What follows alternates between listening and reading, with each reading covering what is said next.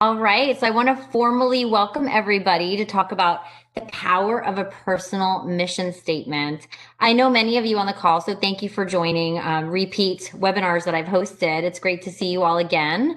And for those who are new, I am Summer Sherrod. I'm a Vice President of Employee Benefits at IOA, Insurance Office of America. And I'm really passionate about human resources strategy and all things that really impact the employee value proposition. So I'm here today to talk about mission statements. And question for you to kick us off. Have you ever met somebody and you looked at them and they just radiated confidence, joy, and they just looked so successful, both personally and professionally? You know, this type of people, they just always seem to know what the right thing is for them and they make decisions easily. They have confidence in their decisions and they seem to be that kind of person. It's like what you see is what you get. Their words always match their actions. Can you think of anyone like that in your head? If you can, and you know someone like that, I'm here to promise you, I bet they've done some work around personal mission statements. So today is really your time to invest a little bit of time in yourself. I know as leaders and as like HR leaders, people running businesses, we run fast, we run hard, and we don't always take time out of our day to focus on ourselves and to invest in our own development. So this is really the intent of our session today, and to do a little bit of the groundwork to laying the foundation for a personal mission statement in your own life. So I want you to think now about somebody or something who's been a big impact on your life and from a teaching perspective. Something or someone who's really taught you a lot. What is it about that person or thing that makes them so meaningful from a teaching perspective? Anybody? They have passion for what they're doing. What's that? They're passionate about their pursuit. Okay, you're breaking up a little bit. I'm sorry. Is this better? Yes, that's much better. Thank you. They're passionate about their pursuits, is what I said. Passionate about their pursuits. That's absolutely a good one. Anybody else?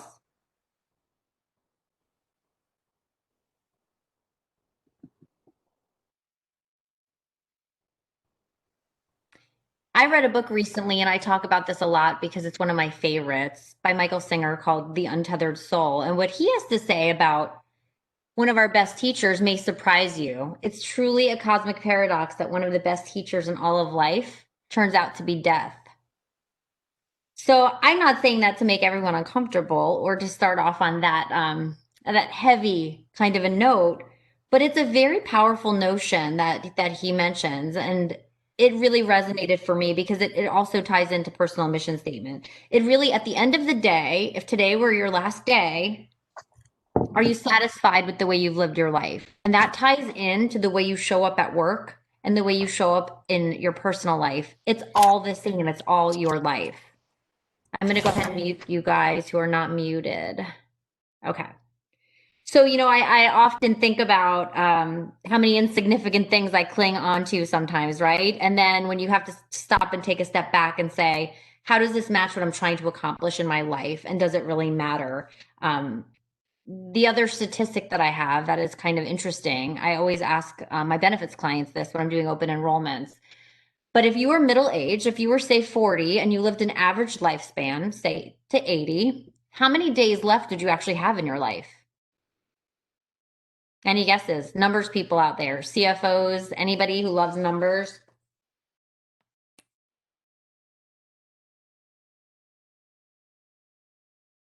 Any guesses? Or calculators? What's that? Yeah, 14,600. And I wonder if that surprises you as much as it surprised me because it's not a lot. And my other question is, how many of those 14,600 are guaranteed? None. The answer is none. So the quality of the days is more important than anything else, and how we treat our days from a mental and physical and emotional standpoint. So this is some of the components of what lays the groundwork for personal mission statement. Now, I want to ask you guys, why are you here? First of all, why are you here in the session? What do you hope to gain? And I want to make sure that I'm matching up to the expectations as you walk away.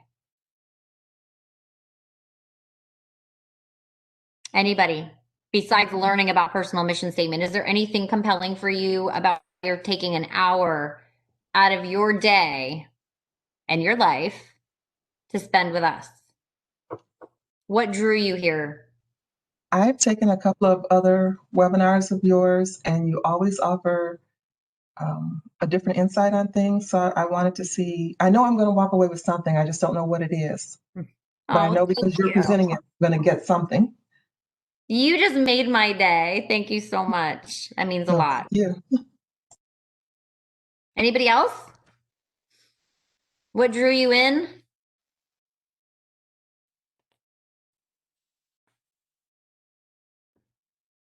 Janine, I see you. I know something had to draw you in. I won't call on my friends. I knew you were going to say something to me. I just knew. I couldn't resist. I saw you there. You were sitting duck. So I do agree with the sentiments of the person who previously spoke. Your webinars are always engaging and you always walk away with something. I think from my personal perspective of why I wanted to join this particular one is I'm in a transitional role where I am now senior level to an executive standpoint, which I have not been before. And I don't have a EVP or a chief HR person above me to help me move forward in these types of ways. And that's really why I signed up for today, to see what I might gain from it from that perspective. Awesome. I'm so glad you're here. So, the other double meaning of why are you here is really, why are you here in your life and how you show up in your life. And that's something we're going to touch on repeatedly today. And it's a heavier topic, but I thought it's the end of the year and we've all been through so much. So my personal reason for delivering this topic, I just felt like I need it. I feel like others probably need it. And, I'll tell you, personal mission statements are really all about how you interpret things and how you prioritize your activities, how you prioritize your life's events and how you feel about them. So everybody essentially already has one, a personal mission. They have one. They may have never examined it or thought about evaluating or changing it. So really today is about bringing the unconscious maybe to the conscious and thinking about how to make it explicit. And some of what we'll talk about may be a little bit acts of discovery for you, and you can, think about it as much as you'd like. Some people feel uncomfortable kind of digging into this stuff, and other people are artists about it. So really it's all about going where you're comfortable and examining your values and kind of some of the mental models you may have. We've all had some mental models in 2020 about how difficult things have been. So maybe if nothing else, walking away with getting rid of some of the mental models that may be holding us back from being our best and feeling our best. So that's why I'm here and what I hope to give you. So who are you and why are you here? So this is not a question we wake up and ask ourselves every day. And people don't ask that to us. They just say, what's your name and how are you, right? And people don't really want to know how you really are. They just want you to say, great, how are you as well? So we're creatures of habit and we kind of sometimes live on autopilot. So literally being deliberate about stepping away is key. I was recently talking to a leader that I know, and I was asking her how her role is going. She's new in an organization in a high-powered role. And she said, my role is going well, but in my life, I'm kind of feeling like an air plant. And I didn't expect that answer, to be honest, but I was like, tell me more. Obviously you want to talk about it. And she said, I feel like I'm breathing. I'm alive. I'm surviving, but I'm also dried up and stale in a way in my life, not thriving, not feeling the passion, and not feeling just, useful or at peace with myself. And it was like a really powerful 45-minute conversation from there. But really, we just talked about some of the habits that create our feelings and create us to feel like, if you were a plant, would you be a beautiful orchid? Would you be an air plant? It depends. But the truth is now is all we have, and our approach and our perspective is what we do have. So when we think about who you are and why you're here, that's going to be a powerful notion of the conversation. So in tangible language, what a personal mission statement is, it's the consideration of your most important life's values, your life's balance among all the roles that you play, and then constructing a literal written statement that captures that mission or purpose. So I tend to do vision boards every year because I'm an artistic type person and creative. I like to cut things out of magazines and put words up on a board, but this is a step further because this is putting pen to paper and really journaling in a sense, but making a concise statement that you can reflect on when you need to regularly. So I'll tell you, some people say, this is kind of soft, right? This is soft and squishy for me and I feel uncomfortable. But I will tell you, all of the best leaders and all of leaders in history, do the research. They all possess a personal mission statement, whether it's written down on paper, literally, or not, or spoken. They have a clear purpose and they know who they are, and they explore and evaluate and change who they are accordingly based on how they're doing in their life. So you're investing in yourself as a leader and as a person. Here's some of the things that it can do for you to invest in that. So I mean, you signed up with some blind faith saying Summer's delivering some good content. I'm going to come here. But these are my expectations for you. If you do dig into the personal mission statement work with me, that I hope you walk away with some of this as a result of a focus on that. Has anybody ever taken a formal class? So normally I've been in leadership development for years, for those who know me, for about 10 years. And we would have retreats and offsites for executives for hours, not 1 hour webinar. So we really are boiling this down to make it digestible and simple and an entry level view of this stuff. But truly, this stuff takes time, and it's going to be something that you have to take with you when you walk away and invest a little more time in. So has anyone ever taken a formal class or learning opportunity or had real exposure putting pen to paper vision statement? Just curious. And I say mission and vision interchangeably. People call them different things. Anybody? Well, that's good. Okay, so this will be new, and I'm curious to see how that works for you. So I said before that we all have mental models, right? We all wake up and have thoughts and ideas that run through our head. Literally, our thoughts talk all the time.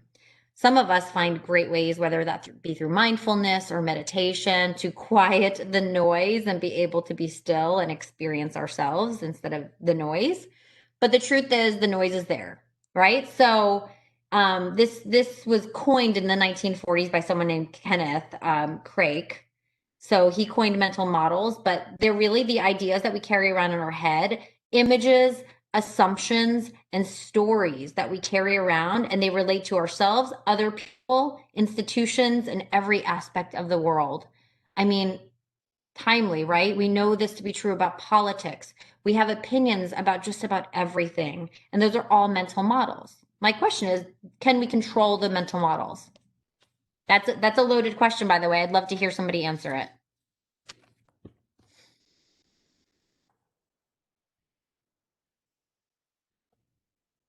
We can control our mental models, but the but is that those mental models are habits, and they tend to happen automatically, like I said earlier, autopilot type thing. So understanding your auto habits is very powerful because you can't see past them unless you know that they exist.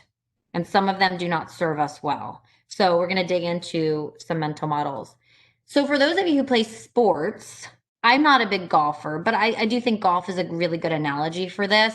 If you were standing on a very narrow fairway with a very high rough on each side, as you begin to tee off, what would you be thinking as you pulled back your club?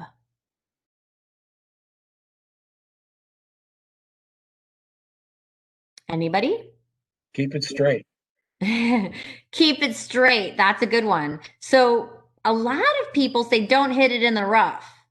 And a lot of people don't know that that actually literally increases your chances of hitting into the rough. There are neurotransmitters in your brain that literally connect with your muscles and everything inside of you that will enable you to hit it into the rough, which is not what you want. It's not what you really want. So at the end of the day, when you think don't do something, those are negative mental images and they actually increase the chance of failure. Anytime we say don't do something, you're increasing failure. Instead of that, we should be exactly what that suggestion was, target oriented, hit it straight. So I don't know if you guys think about yourself. Think about the last big challenge you had at work. I know I had one recently and I looked at it and I just said, I'm going to really help this situation and make a big difference to this. And inside, my old mental model might have been saying, that's a lot and good luck to you. You probably can't do it. But, you know, try, but it's a big one. But I was thinking, I got this. I know that I can make a difference, even if it's not perfect. I'm going to really do a great job. How are you talking to yourself when you are in challenging situations? I really want you to stop and think about the last tough situation you had and what the chatter was in your head. Does anybody want to share?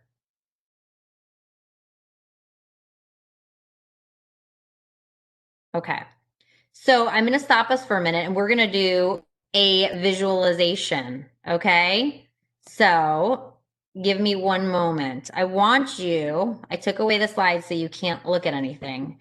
As we think about mental models, I'm going to take you through a couple of exercises and this is not going to be uncomfortable for you, but I do want you to close your eyes literally and try to visualize something that I'm explaining, and it's going to be, we'll debrief it together. Okay. This is simply an exercise to help you understand how mental models work. Okay. So we're going to give it a try. So close your eyes. All right. So what I'd like you to see is nothing but darkness, a black backdrop completely devoid of light. Concentrate because it is blacker than anything you've ever seen, completely void of anything. Suddenly, a small spotlight has come on, and now you see a black backdrop behind a black stage. Onto the stage rolls an orange, the largest and most beautiful orange you have ever seen.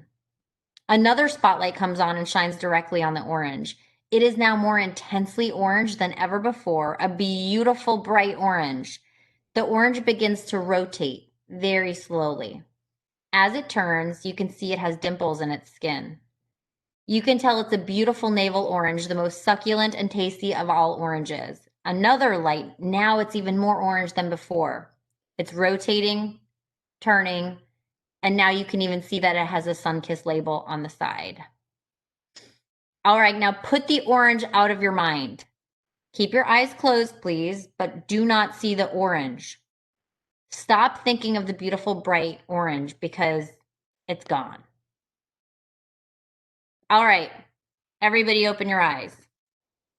How many of you were still seeing the orange even after I told you to stop seeing it? Go ahead and speak up. I was. Anybody else? Anybody else? Because 90%, you did? 90% of people actually in a study say that they still see the orange to some degree, even after I tell them to stop. Okay, so we're going to do the second visualization now. Close your eyes. I promise there is a point to all of this, so bear with me. Once again, I'd like you to see the black backdrop, perhaps even blacker this time. Intensely black, devoid of light. Now a spotlight comes on, and here comes the orange again, except this time it's even more beautiful and more intensely orange than before. Another light, and the orange is beginning to turn and rotate. There are the dimples, and here comes the Sunkist label, just like you remembered. Now take a moment to stare at this perfect orange.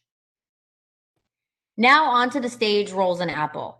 The apple bumps the orange, and the orange rolls off the stage into the blackness. All that remains is the intensely red apple. Another spotlight shines on the apple, and now the apple is even more red. The light reflects off of its shiny red skin. It begins to turn, and now you can see that there's some condensation dripping down the side of the apple. You can see a stem at the top, and a green leaf is still attached. Somehow you can tell that the apple is cold and crisp, and if you were to bite into it, you would hear that familiar crunching sound. It's intensely red, crisp, and it's a beautiful apple. Now go ahead and open your eyes again and take a second to get your focus back. How many of you were still seeing the orange after I asked you to envision the apple?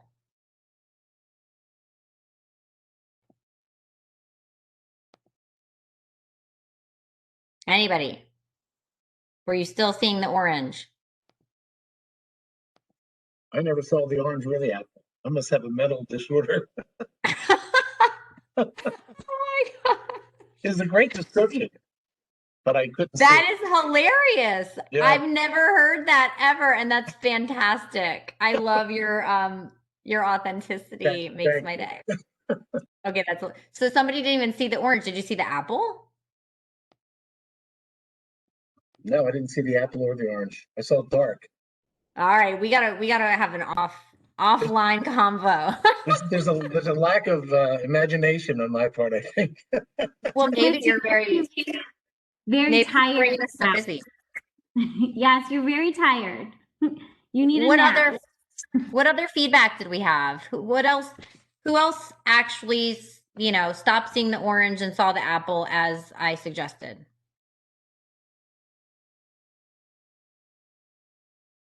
I saw the apple, but I don't laugh. I had a sense of loss, like I still wanted that orange to roll back on the stage.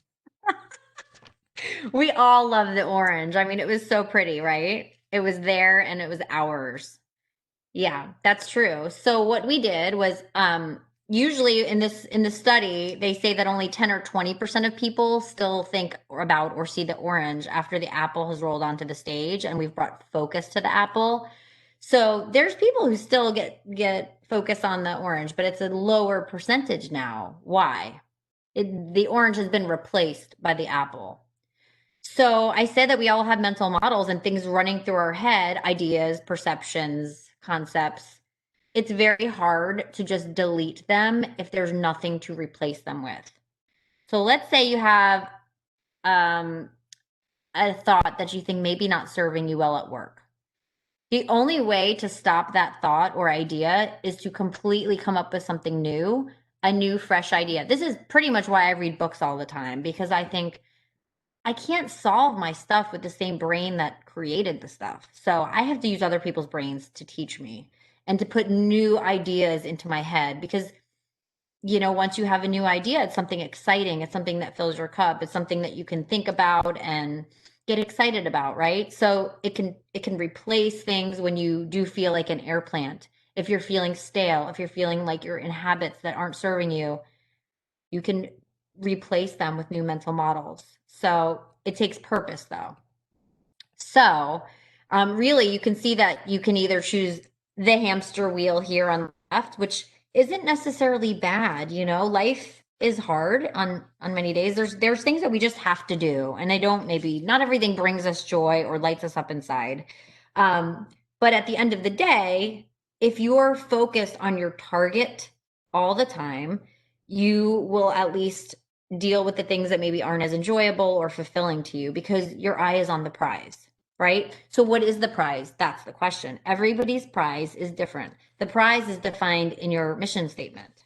So where do we start?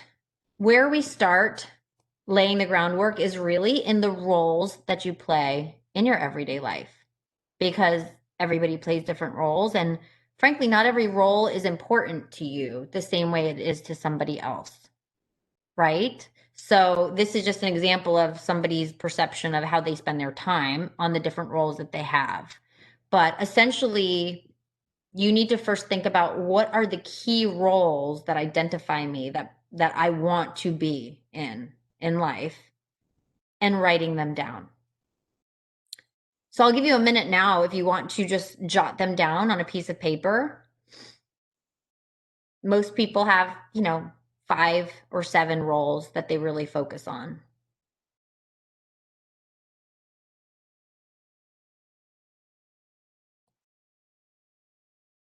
So you can see here, this is the beginning of mine. I just wanted to give you an idea of what it looks like. It takes a little bit of brutal honesty to assess your current state with how you're doing in each role. Because once you know what roles are important to you, you have to ask yourself, how do I think I'm doing? I mean, how do other people think I'm doing? If I were to ask my mom, how am I doing as a daughter? What would that look like? If I ask my kids, how am I doing as a mother? What would it look like? And you'd be surprised, people will give you really honest feedback if you ask them to be honest. So when I ask my kids, they're 6 and 9, do you appreciate mommy? Is she doing a good job? They're like, yeah, but you're on your phone a lot and you love to work. Yes, some of that's true. So it doesn't mean that I can't be on my phone or that I can't love to work, but it was really powerful feedback to me to say, how do I protect my time more with my kids? So I'm giving them moments and not my time. Because when I was giving them, my mental model was I'm with them. It's my time. I'm around them and looking at them and enjoying them. Well, they weren't getting any moments out of that that felt enjoyable because they were just focused. Their mental model was mommy's on her phone a lot and she's answering work calls and doing these other things. So I really had to get my mind around being present. So that was one thing that that I thought about, was not changing the fact that I will be on my phone, explaining to them there's times that I'm on my phone and it is because I love my work and that's a good thing to be. However, I also, my moments with you are very important and we're going to work on having moments that we protect and enjoy a specific time frame and make it more meaningful and magical in that window of time. Not just getting through the day. You know, when as a mom, I felt like there were days when I felt like I was just trying to get somewhere on time and dropping my kids at school. And did I look them in the eye and tell them how special they are before they went off to their day? Did I give them a really big hug, or was I, rushing off to my meeting? Those are the ways you change the perception. It's not more time, but it's the way that the time feels when you're together. So here's just, we don't have to go through mine. These are just examples I want you to think about, because if you've written down some of the roles you want to examine, maybe next to each role, writing a few notes. This is just high level. This is not a deep download. We're together for 1 hour, so I'm giving you the ideas behind it. But how are you doing, in each bucket? And rating yourself. Honestly.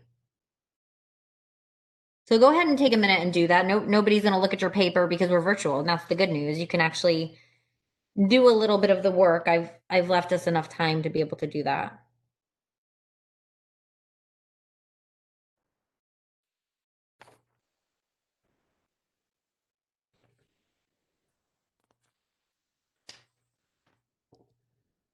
So I'm going to send you guys this deck afterwards so you can have it, because like I said, it's not to be solved for in the time we're together, but just to get you started on having the right process for thinking through some of this stuff.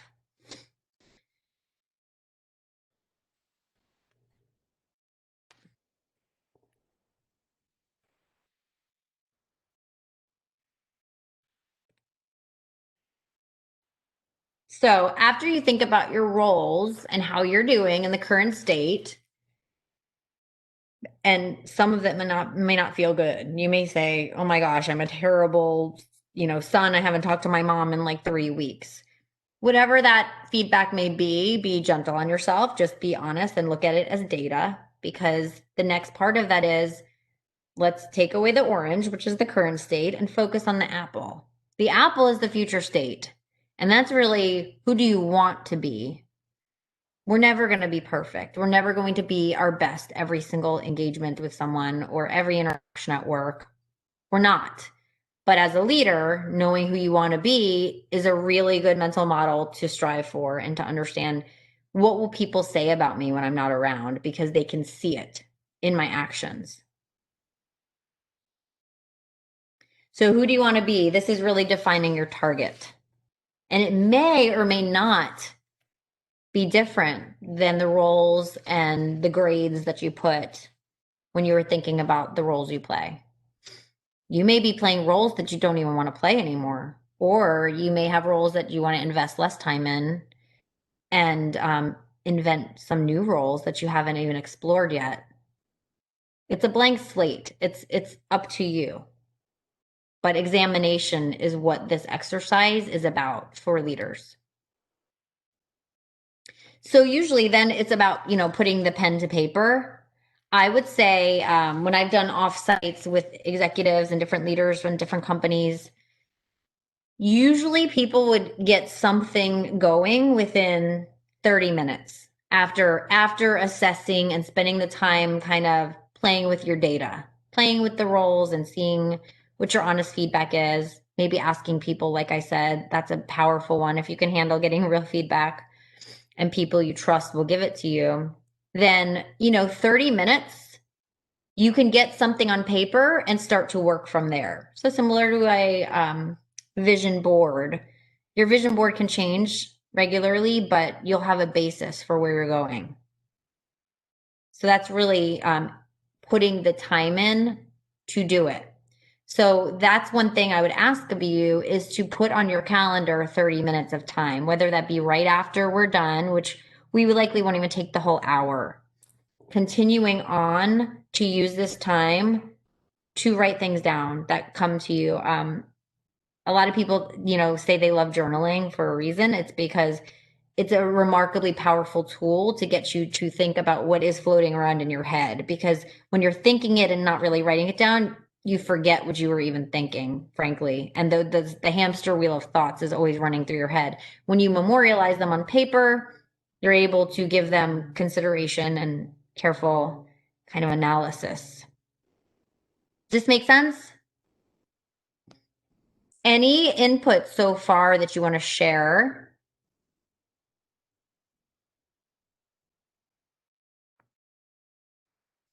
Because I'm now going to run through kind of the do's and don'ts checklist.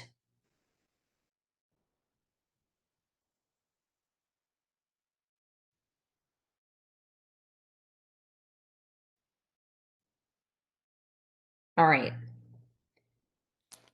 So, this is another tool I'm going to share with you guys. This is one really good worksheet that has been created by a consultant that I've used before, and it's awesome. And it just, if you're the type of person who has trouble kind of like literally writing things out in the phrases or the longer tailed stuff, you can use this to help you think about your themes. Maybe your theme is spirituality or physical health or whatever the theme may be, emotional health, family. You can then drill down in this kind of a format, and I'll give that to you so you can have it. But here's some of the suggestions. Use language that the audience uses, like don't use jargon. So if you plan on sharing your vision statement, say with your team at work or with your family, don't use things that don't resonate for people or that they don't understand.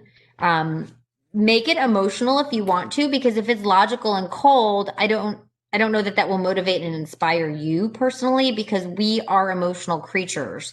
So using logic or being removed from emotions is probably not going to wake you up in the morning. Like when you wake up in the morning and your alarm goes off, it's not usually logic that gets you excited. It's what am I here to do in my day, and why do I believe in it? Communicate why and how, not just the what. So be concise. Do not write a novel. It's too much. It's not going to help you stay on track. Single powerful statements are good things. Don't write rambling paragraphs. It's too much. Be specific, not vague. Be unique and memorable. Make it really represent you. Would somebody be able to pick out my vision statement off, on a piece of paper if they knew me well? Would they say that's definitely Summer Sherrod right there? They should be, if it's my vision statement or my mission statement. I think surprising people is good by adding wit and charm. Again, this is assuming others you want to share with other people. Many leaders share their vision and mission statements with others. It's a way to be vulnerable, to be authentic, to build trust in relationships, and to be really clear about who you are and what you're here to do. Some people just make theirs about work, frankly. They don't have to incorporate their whole personal life, but they use this at work if they're running a team or if they're running a department or an organization. Having this and sharing that will give you remarkable results if you're willing to take that risk and open yourself up. So that's, you have to try it to see that for yourself.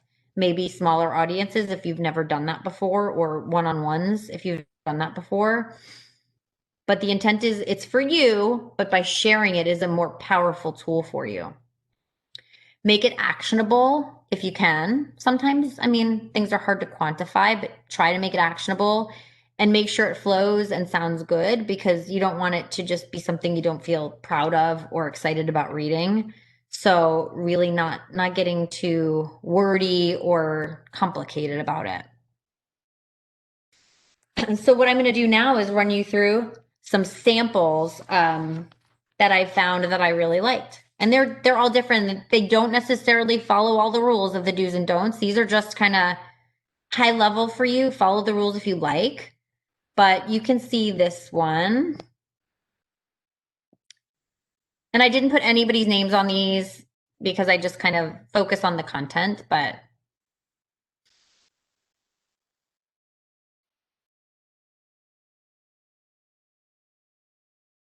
Esquire's Best Dressed Man.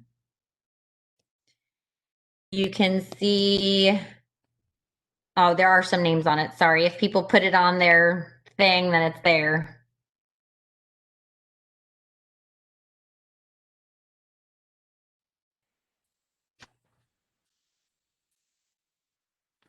Here's a good one.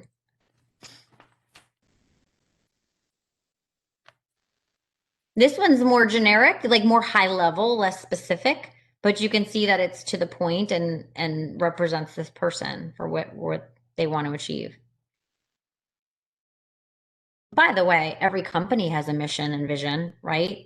They usually put it up on the wall, all over the office, or reiterate that at company annual meetings to remind people, why are we here? What are we doing?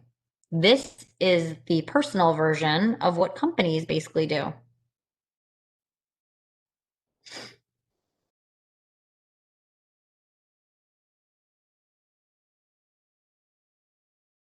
They're all different and none of them are right or wrong.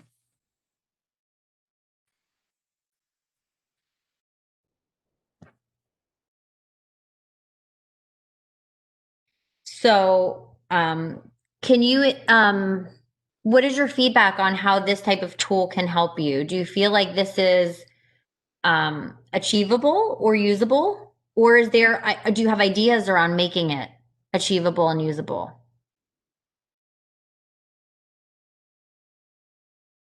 This is where you guys come in. You're new to this stuff, so I'm curious I'm curious about your reactions and the application of this.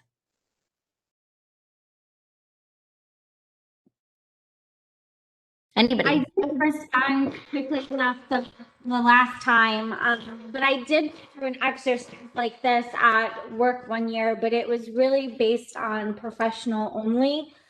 And what I like about how you're presenting is we can incorporate our personal lives, which I think with 2020 and everything we've faced and all the different circumstances and nuances is a really important factor and a really important thing.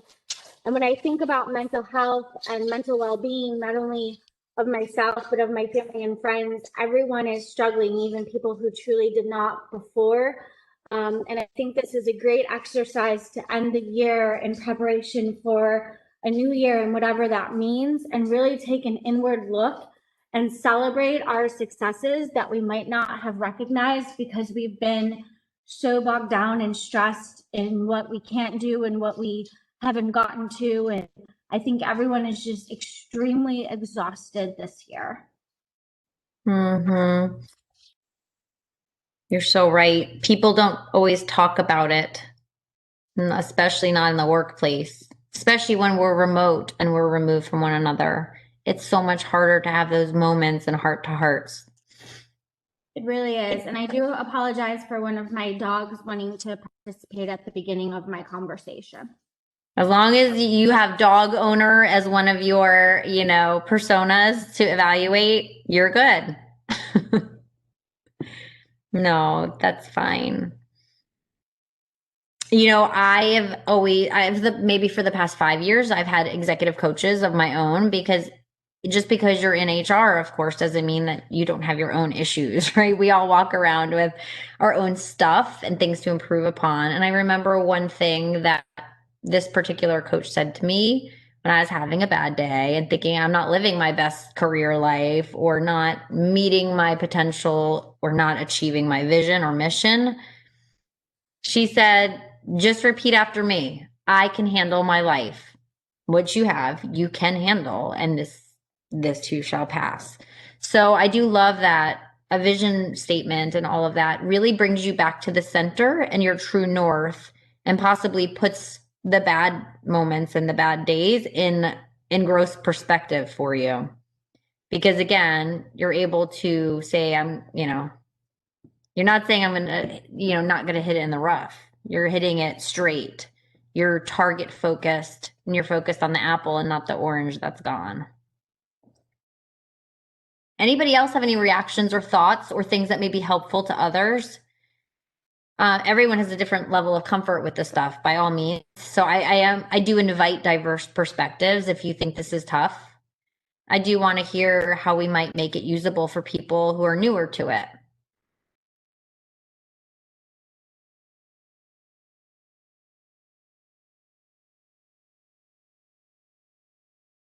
Anybody?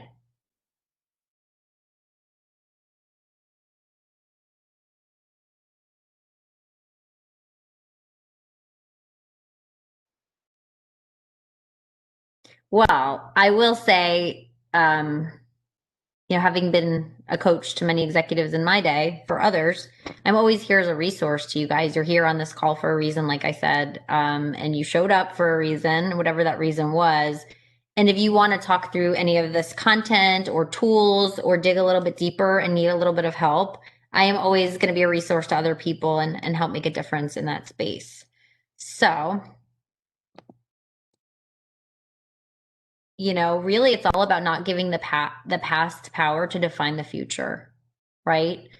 2020, Janine, you said it really well, that everybody had a multitude of different struggles. And I haven't frankly heard of one person that shares in my life that doesn't have a laundry list of stuff that has been hard this year. And they're all different versions of hard. So again, lifting each other up, sharing your own light. When you find your own light and you find your own purpose, and you can articulate that to other people and try as best as you can to live, in accordance with that every day, and to articulate it every day or as needed, you are inspiring other people to do the same. You're giving them confidence that they can do the same, and you're lifting up all the boats. So I just encourage you to take a little bit of risk in your life and do a little bit more, spend a little bit more time on the content we've talked about, do a little more thinking, and maybe put that pen to paper and see what you come up with. And then I'd love to hear about your outcomes and reactions after, whether that be in a month or in a year. You can email me and call me and text me and say, this is what it did for me. So that's all the content I have for you, ladies and gentlemen. But we're only one person. We don't show up at work as a work person and show up at home as a home person. You're one person. So, really live your best life and show up the way you be true to yourself. And that's the best it's going to be in 2021. Well, thank you all for joining me. You've lifted me up today and inspired me by your presence. So I hope you have a wonderful rest of your week, and looking forward to keeping in touch on this topic. Thanks, Summer. Thank you. Thank you. Take care. Bye-bye.